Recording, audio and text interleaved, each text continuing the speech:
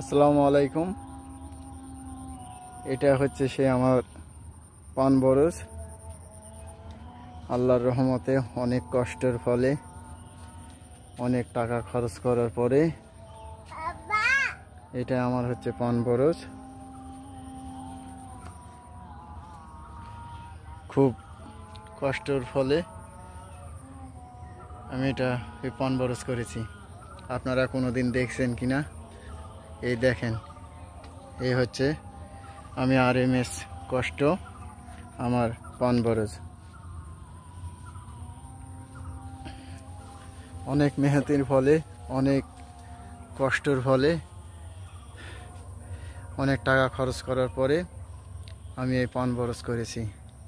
আল্লাহ দিলে অনেক ভালো আছে। আল্লাহর অশেষ মেহেরবানি, অশেষ দয়ায় আমার এই পান বরজ। এটাই হচ্ছে আমার সেই পান বরজ।